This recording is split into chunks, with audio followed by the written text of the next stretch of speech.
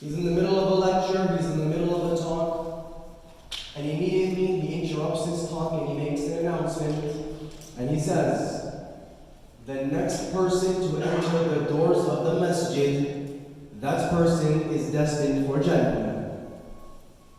And a middle-aged man from amongst the Ansar, he walks in.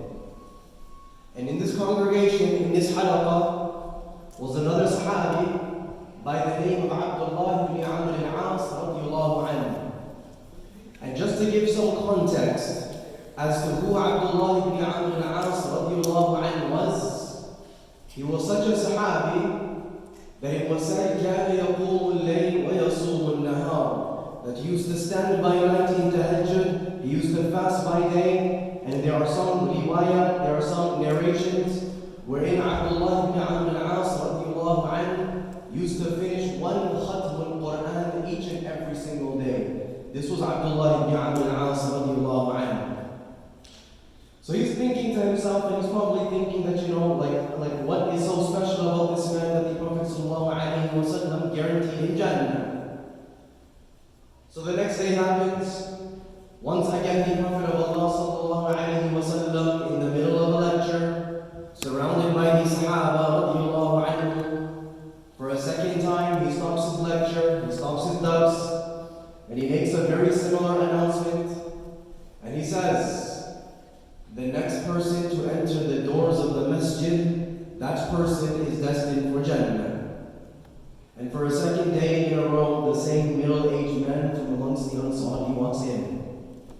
Now the third consecutive day in a row, once again, the Prophet ﷺ in the middle of a lecture, in the middle of a talk, making the very same announcement, the next person to enter the doors of the masjid, that person is destined for Jannah.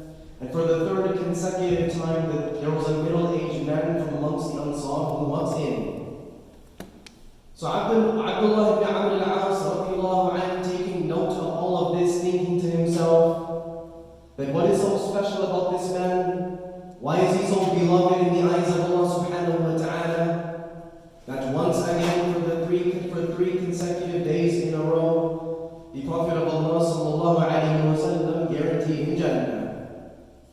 So Abdullah ibn Amr al-As radiallahu anhu, he knocks on the door of this middle-aged man. He makes an excuse, and he says, I got into a fight with my father. I got into a fight with my mother. I don't feel like going home for a few days. Would it be okay if I spend the night at your home? And this middle-aged man, he says, of course you may stay at my home. I give you permission to stay in my home for 3 consecutive days, for 3 days. So the first night comes. Abdullah ibn Amr al-As radiallahu anhu and this middle-aged man, they go to the masjid for Salat al-Isha. They pray their Salat al-Isha in jama'ah, in congregation. They walk home, they enter the home of this middle-aged man. Abdullah ibn Amr al-As radiallahu anhu, thinking to himself that, alright, let's see what you're up to now. Because the reality is that he usually spent his nights praying in front of Allah subhanahu wa ta'ala. So he wanted to see what was so special about this middle-aged man, what sort of ibadah, what sort of act of worship was he doing. And to his amazement, this middle-aged man, as soon as he got home, they spoke for a few moments, and then this middle-aged man, he went to sleep. And Abdullah ibn Amr al-As radiallahu anhu couldn't believe it.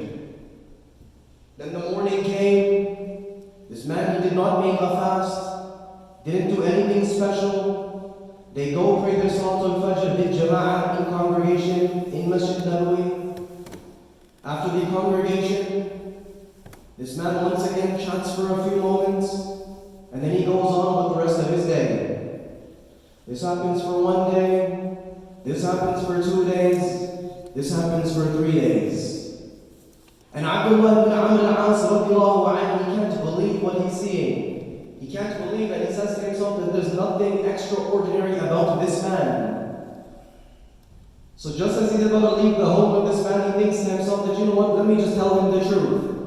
So he tells him that the reality is, I did not get into a fight with my father. I did not get into a fight with my mother. Rather, the Prophet ﷺ, on 3 separate occasions consecutively, guaranteed you Jannah, guaranteed you paradise. And I wanted to see what was so special about you. And this man, he looks to Abdullah ibn Amr al-As radiallahu anhu, and he says, look, you can see me, I'm very normal, there's nothing extraordinary about me. I make my fara'id, I pray my salawat, I refrain from the big kabair, the big evils. But aside from that, there's nothing really special about me.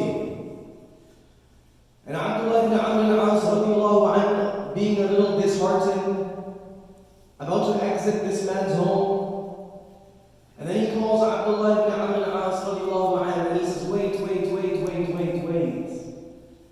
There are 2 things that I do.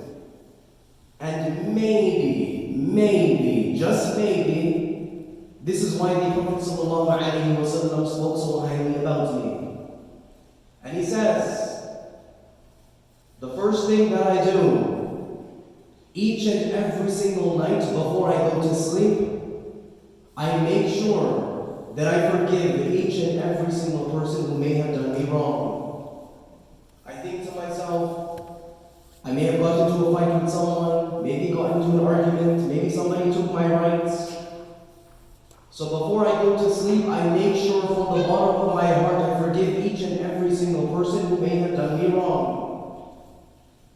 And the second thing that I do, each and every single night before I go to sleep, I make sure that there is no jealousy, no envy in my heart towards my fellow Muslim brother or my fellow Muslim sister.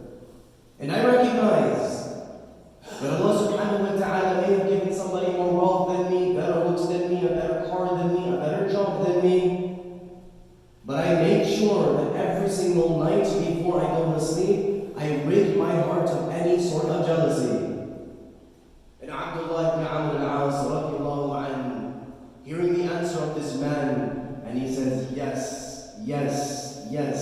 this is why the Prophet sallallahu alayhi wa sallam spoke so highly about you. This is why you are guaranteed Jannah. So now the month of Ramadan, it's done. One humble advice that if I can give to each and every single one of you sitting here today, as we approach the day of Eid, let us approach the day of Eid in such a state where we have no hate, where we have no arguments, where we have no fights, where we have no quarrel. We have no problem towards our fellow Muslim brothers or our fellow Muslim sisters. Whether we are actual brothers and sisters or not, let us enter the day of Eid in such a state where we have forgiven each and every single who may have done us wrong. May Allah subhanahu wa ta'ala give us all the ability to act upon whatever has been said. May Allah subhanahu wa ta'ala grant us all goodness. And may Allah subhanahu wa ta'ala grant us all Jannatul Firdaus al-A'la bighayri hisab. أقول قولي هذا أستغفر الله لي ولكم ولسائر المسلمين فاستغفروه إنه هو الغفور الرحيم.